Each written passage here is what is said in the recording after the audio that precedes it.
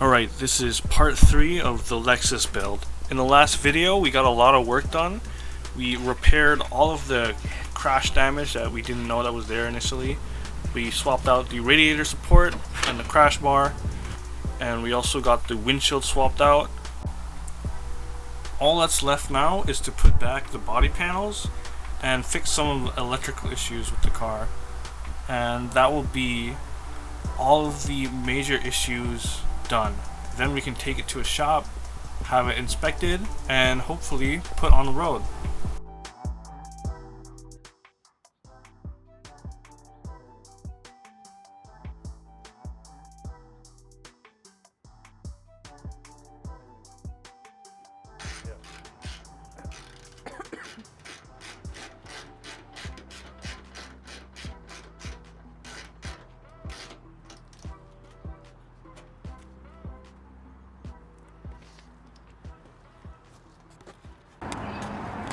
So I haven't managed to adjust the toe on this wheel because I can't undo the jam nut. That's right there. I can't loosen it at all. So I guess that's something I just have to do at a shop because I literally am not strong enough to undo it. I tried torching it, tried hammering it, like putting a wrench on it, hammering it, but it's not budging. So I decided to put on a fender. But I don't want to put on the rest because I want to do that because I have a lot of access right now, but I can't, so I'm back to I should probably put on everything else and just take it to a shop. But man, I'm tired, and I thought we could deal with some of the electrical stuff. Something annoying is that this radio doesn't work. Radio, AC, nothing. The security light turns on when the car has power, and the clock works, and these lights work that for the passenger seat, but nothing else works. And I watched a couple videos, and it said to check the fuses under here and the fuses that are right here. And I have a bunch of spare fuses, so we're gonna go check them one by one. Okay, so I've checked the fuses here and these look okay. And if you read the cover, I'm looking at RAD, that's for radio. So there's two radio fuses in here, which is these 30 amp ones, I'm pretty sure, and they are looking good. So I moved on to the interior, and there's a fuse box right under here, just up there, and it's really hard to get a good angle of it. But there it is. The cover's on right now. But on that cover, if you have it, there's a thing called radio number 3, and I'll put a picture if I can. And that fuse is this right here, and it's blown. Check it out. It's broken. It's blown. Would you look at that?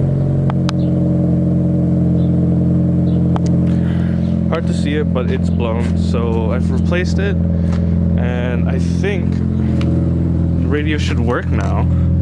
So this is garbage. I'm gonna put this to the side.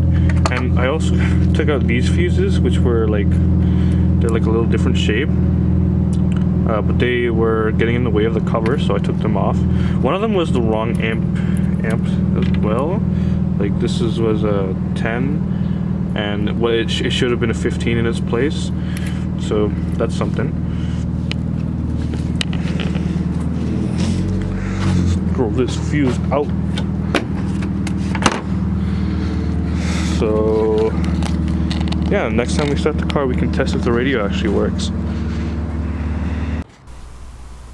We've moved back to putting together the front end, and finally I can empty out the back seats from all the parts I've been stockholding. Everything I've gotten for this car I've picked up from the junkyards, and we're starting off with the windshield washer reservoir. It didn't have one on the car when I got it, probably got smashed to bits and was never replaced. The wires for the washer bucket like for the sensor for it, it's also ripped, so we're gonna deal with that later.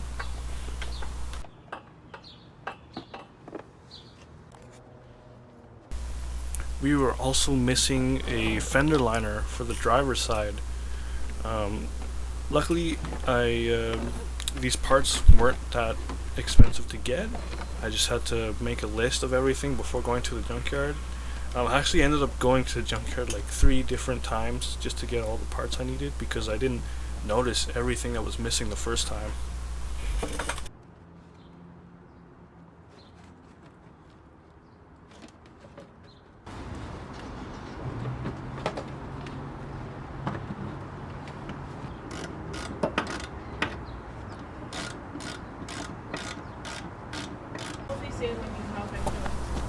So right here we're replacing the fender with a red fender that I got. The original fender was slightly warped and it had some damage and some rust on the outside. It didn't look too bad, but it wasn't fitting up right and the gaps were really bad on it. So for temporarily we're gonna run this red one until I can find another gray fender.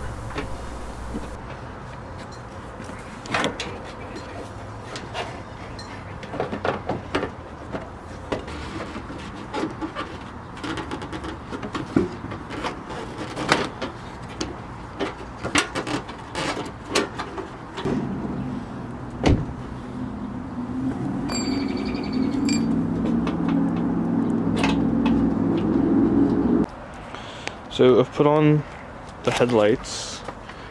This one's got one bolt in, that one I can't bolt it on.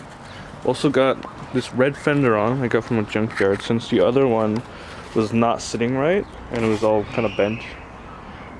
This one is looking good. The gaps on the door look good, and the gaps on the A-pillar look good, and the gaps on the hood look good, but the hood is sitting too low. Like, this is the height I would like it to be at. You can see that's pretty good. This looks like right, but this isn't latched. This also looks good. So if I push it on, so now it's latched. But that's just,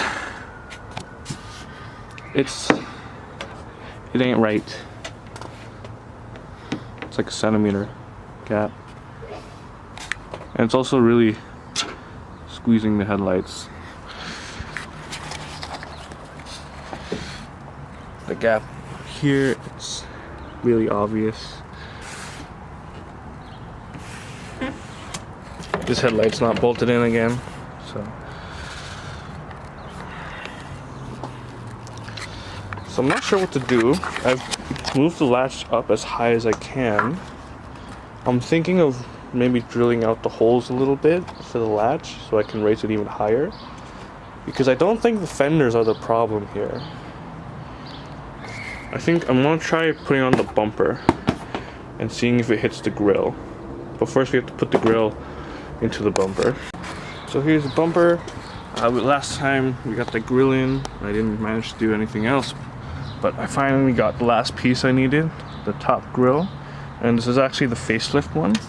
You can tell because it's got more curviness to the sides. The pre-facelifts, this is just like straight lines, I'm pretty sure.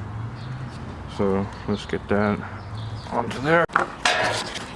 Okay, so I've got the bumper on with the grill and the hood latched, and it's not interfering. It's not hit. That was my concern, so I would smack against the grill, but it's not. But I also don't have this rubber piece that's supposed to go here. Still, I think I should, I guess, drill out the latch holes and try and raise it, because I really don't like the difference in the height right here and here. Okay, we're getting really close to finishing up this car just to get it on the road. So I took a day to just line up the panels in the front after swapping the core, after the rad support. I didn't film it because it just took a long time. So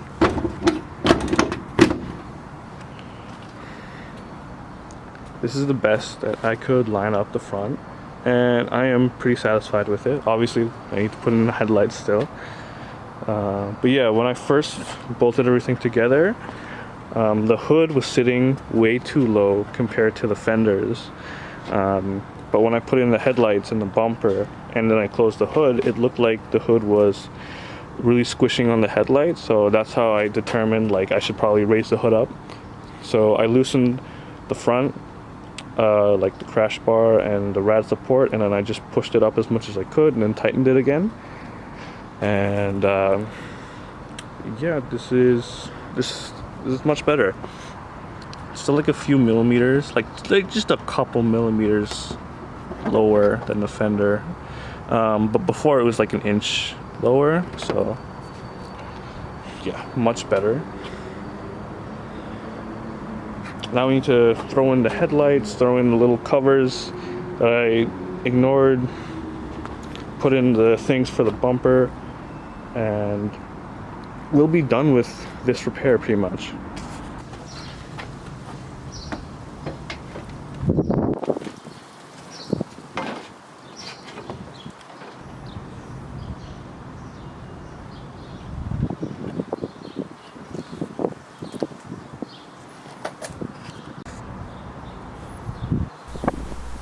Finally, we can put in all these engine bay little dress-up covers and whatnot. Luckily, I did have these with the car, but they were all in the trunk, and I wasn't aware of that. So I actually picked up another set of these covers from the junkyard. But it's not a big deal, I guess. I just ended up selling the extra set. And it was a little tricky putting these in because there's a lot of clips that hold them in, and I'm missing on the clips, so I just kind of left it all loosely sitting on top, just in place.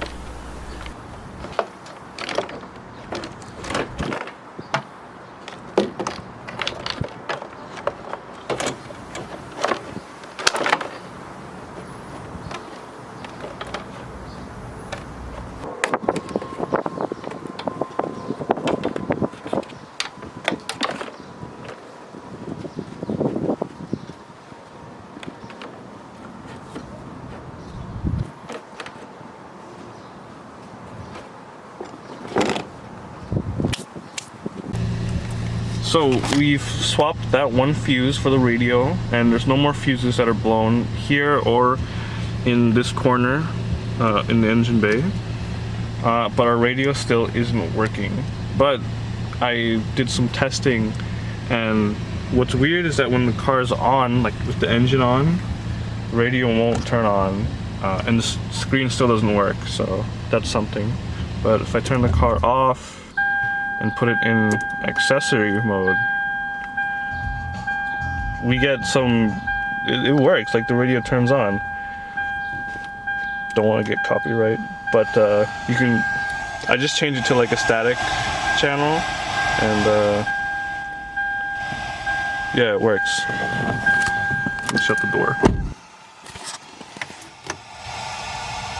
Radio work. If I change it to a channel, like if I push this thing, change it, yeah, we get radio, but only when accessory, not when the engine's on. So I did a bit more digging online, and what I could figure out was that usually just swapping the fuses for the radio gets the radio to work in most people's cars, but most of those cars didn't have this screen. It was like before this screen was available, I guess. Yeah, so I found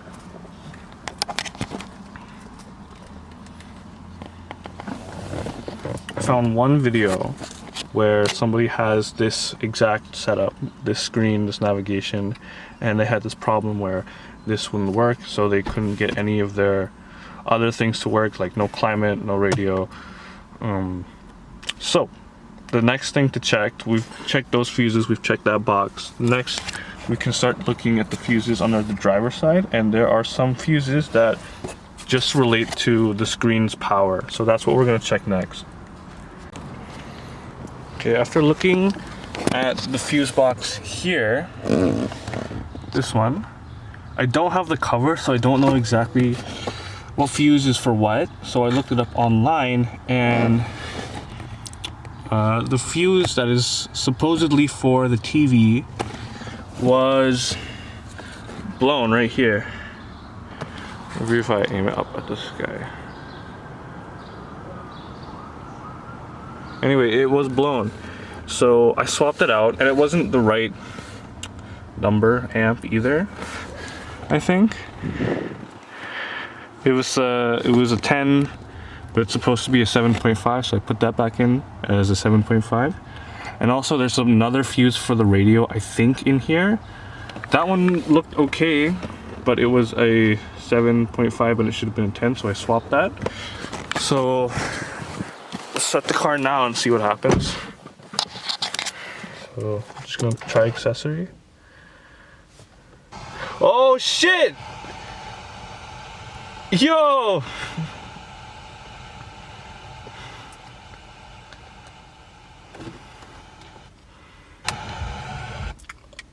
Oh my god, the screen works! Okay, let's start the car.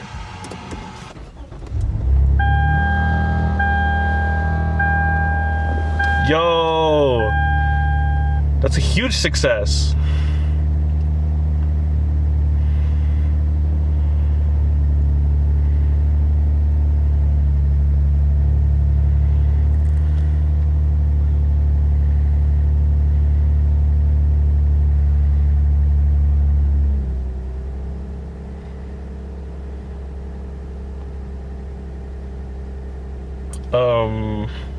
Okay.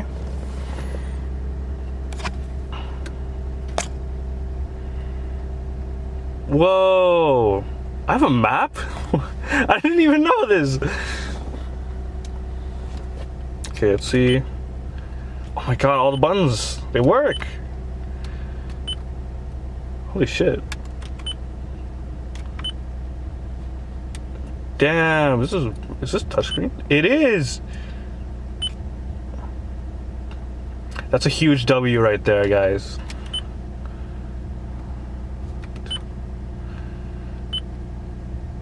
Info, radio, audio off, audio on.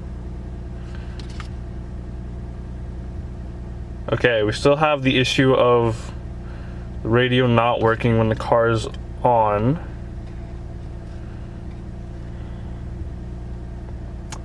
But this is a step forward.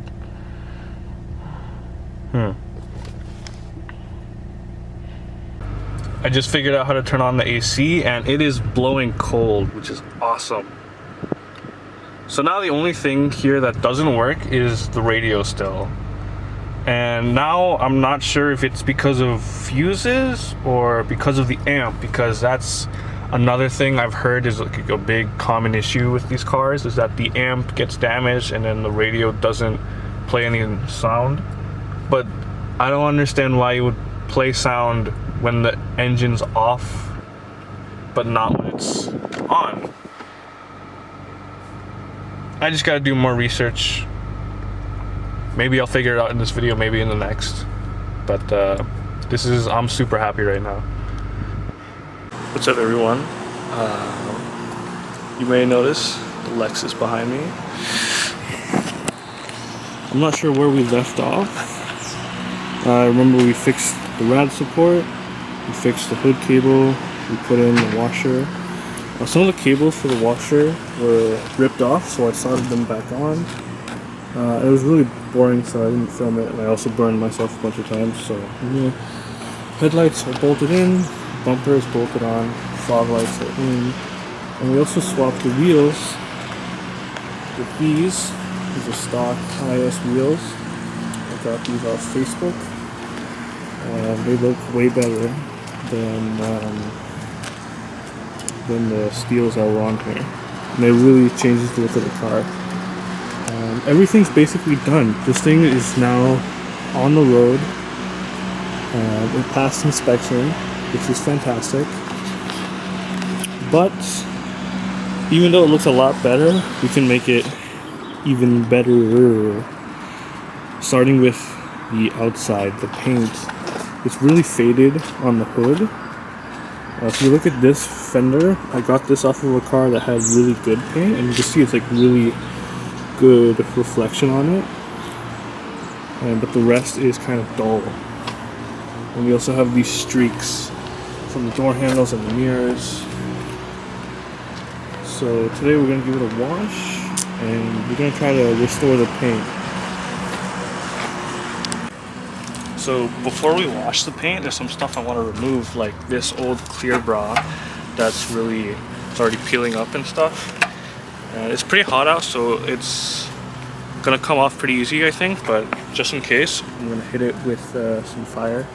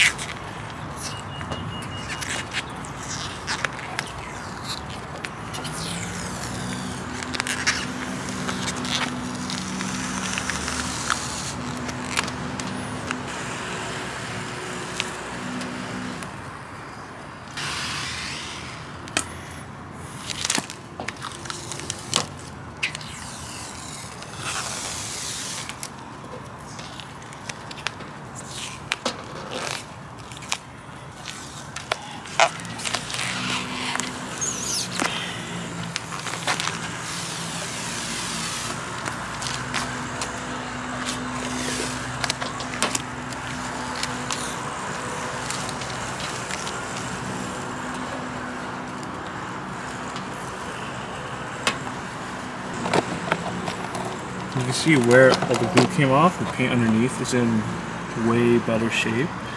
So hopefully we can restore the whole car to look like this.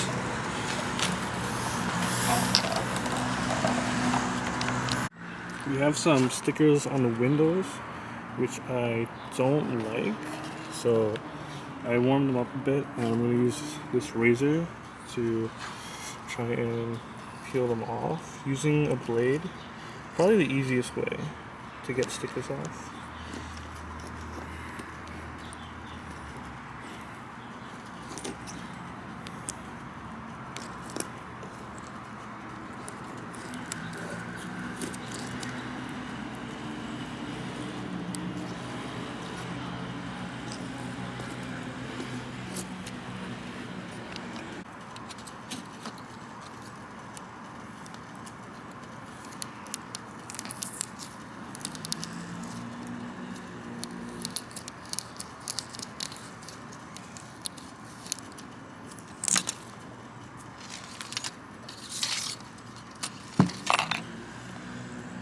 Shit.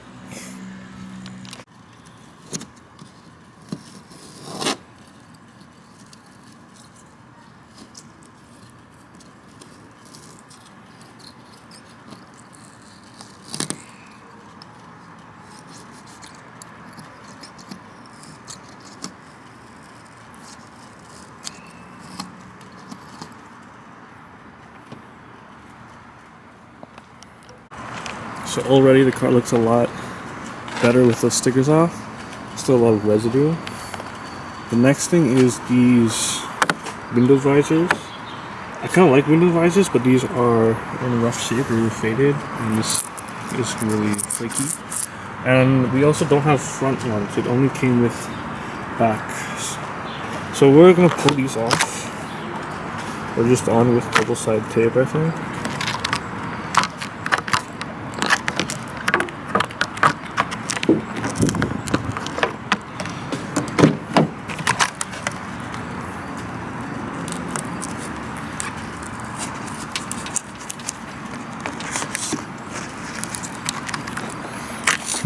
There we go. There's also a clip for garbage. And there's a lot of glue here, but we can peel this off. Let's go to the other side.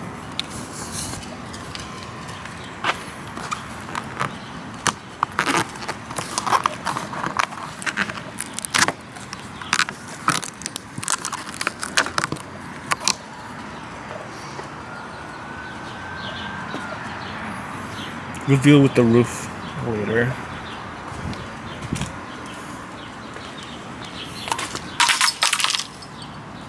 So now we can try and remove all this glue, and then you can actually start to wash the car.